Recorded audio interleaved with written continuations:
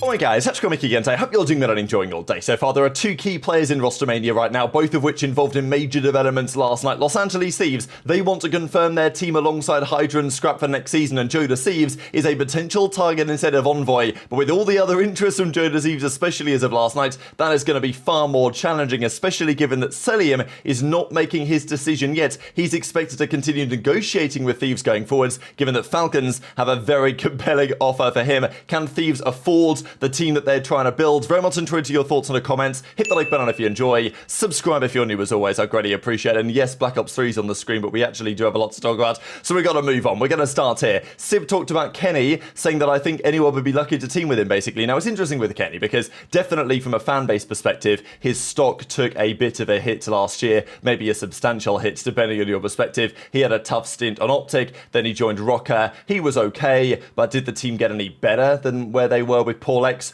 Not really, and they still missed out on the World Championship. But from the players' perspective, they still rate Kenny very highly, and there's a good reason why he is still linked to some top teams, especially Toronto, we think could be a possibility. Now, yeah, could Sid be saying this just for good PR so that Kenny might team with him? Okay, maybe there's a little bit of that, but still don't count Kenny out of good team discussions going into next year. There was also this tweet from Shotzzy about the YodaKing. Now, the original tweet here was from YodaKing, it was familiar, and it looked something like this. Illy tweeted out the contract signing gift. Now, we saw it the other day that 04 tweeted this out, and we're not really sure what happened there, but a couple of days later, Shotzzy said that somebody has signed a contract with FaZe, and 04 has been linked to FaZe, so we're thinking maybe that could well be a thing, and 04 to FaZe alongside Simp is actually going to happen for next year. Whatever happens elsewhere, still a major question mark. Has Illy signed anything? He went on to delete this tweet. It's relatively unlikely, but, well, who knows? It could be various things. Is it going to be with a CDL team?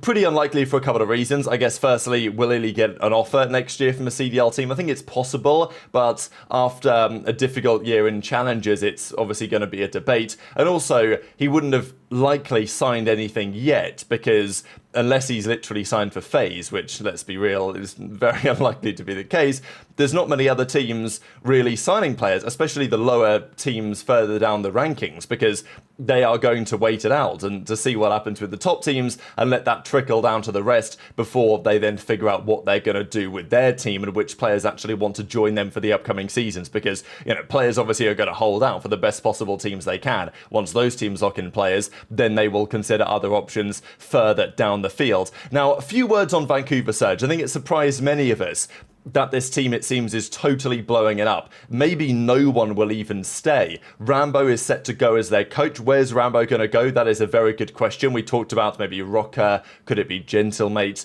There's a couple of opportunities out there for him maybe. But Neptune, it seems, is going to be on his way. We don't know yet where. BenJ has some theories as to why. 04 and Abuzah we think could go to FaZe. Nastie is an interesting one where he will end up. I think that he probably should be messaging Ghosty and seeing if there's anything to do there. Maybe they could be a duo somewhere like they were on Thieves the previous season. That's maybe an option. But I also think that for Ghosty, he should be thinking about FaZe. He should also be thinking about potentially the Falcons. If the Falcons don't get Cellium, and we'll discuss that in the coming minutes, then Sib has, as we know, been a chief target for them as well in recent months. Makes sense. Obviously, Pred's over there, got good history with Sib. Could Sib and Ghosty be a good AR duo? I think it's something to think about. Definitely in the game, when you consider their, let's say, positive traits as players, I actually really like that duo. Would it work outside of the game? I don't know, not so convinced, but that will be a problem for them to solve if they want to do something like that. Where Nastie ends up is definitely a big question, but it does feel like the entire team is gone. And there's questions really as to why, right? The feeling is that the players don't really want to be there if they don't have to be, because, as we said yesterday, playing out of Vancouver, online internet situation is a big challenge. But yeah, according to what Neptune said, basically, is they're not willing to spend more money on a team after their successful year. So it doesn't seem like they're willing to give the guys a pay rise or anything to compensate for them playing better, and the players are free agents. They're just going to be like, well, it was a pleasure, guys, and now we're going to be gone. So maybe surge back to a budget team next year. I wouldn't be surprised, therefore, if they do consider doing that Omit thing, right? There was a rumor that Surge and Rocker are looking at maybe just signing the Omit team, which would be Vivid, Mac, Craze, and Mamba.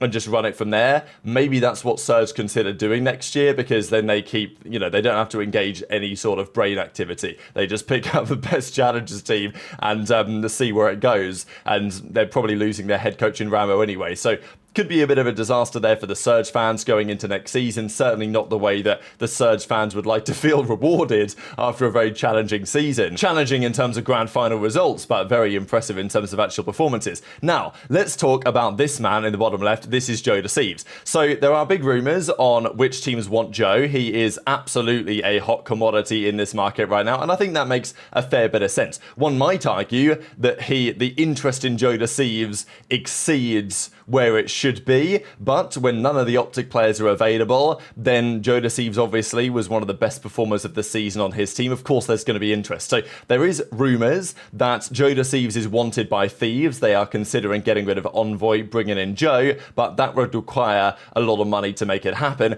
Toronto want to keep him, and we'll see later today that Toronto, they don't like selling players, even if they get offered a lot of money in terms of a buyout, but they might get offered too much money for them to refuse, because the Gentlemates are cooking up a masterclass. I mean, you've got all these Gentlemates fans that this image has been going like platinum. Like, honestly, the amount of times I've seen this JoeDeceives horrifically photoshopped into a Gentlemates jersey is hilarious. We've got the Ghosty one, we've got the aBeZy one. These are all doing numbers, and loads of the Gentlemates fans have been popping off last night. So JoeDeceives turned his Twitch stream on, and I don't really know why exactly that the Gentlemates fans have really honed in on Joe, but he was getting a lot of viewers last night. A lot of them were Gentlemates fans. Like, tons of Gentlemates fans came in the chat. Hashtag M8win, hashtag M8win, hashtag M8 whatever. And I think what I'll say about this whole drama from yesterday, this is just really great for the scene. Like, to have Gentlemates as a team come in, the fan base, the energy that they have. And yeah, they had a horrific season.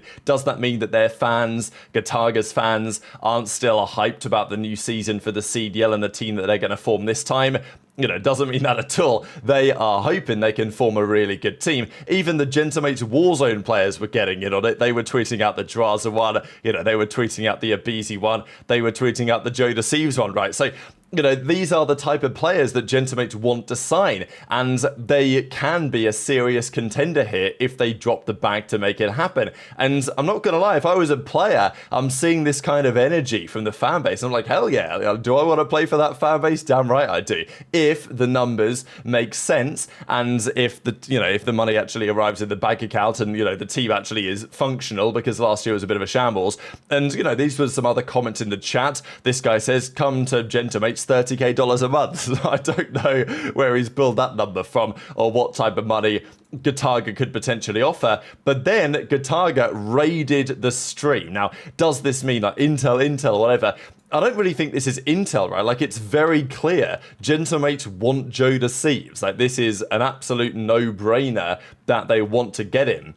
And I'm sure they're having a conversation with Toronto to see if it's possible to work something out. But Toronto also want to keep it, right? So unless there's enough money to sway Toronto's mind, which, we might be talking a lot of change, then it's probably still not going to happen. But I wouldn't say it's entirely impossible. Shotzzy had 5,000 viewers, Gataga raided JoeDeceives, Ethan had like 6,000, and then to even take things next level, one of the Koi streamers, so obviously part of Toronto now, Koi are kind of taken over that whole operation. They represented Koi back at the World Cup. They raided him as well. So the chat was then basically just full of Spanish fans and French fans coming at each other's necks, and Koi better than M8, whatever, Vamos, Koi. It was very entertaining. So I think it's great this for the scene, right? To have these fan bases going at it, and JoeDeceives effectively is being caught in the crossfire right now, and that's probably great for his paycheck at the end of the day, because maybe Toronto, after, they might have to pay more money to keep him around, or Toronto are getting offered a lot of money to buy him out of the contract, and they may or may not decide to say yes or no to that.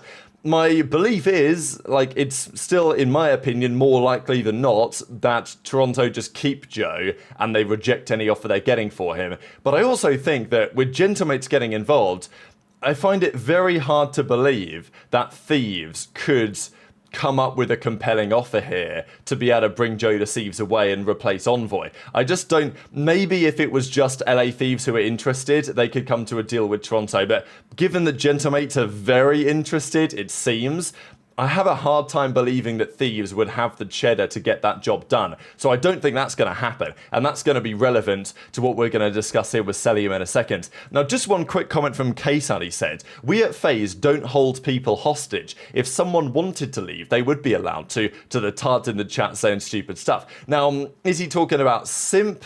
I doubt it, right? I mean, it looks like Simp's going to stay. Maybe if he had an offer from a different team, then it would be a slightly different story, but I don't think that's really going anywhere. I think what's maybe more interesting here is the aBeZy piece, just because aBeZy is under contract, and there have been some theories as to, well, maybe, you know, FaZe are going to keep aBeZy after all.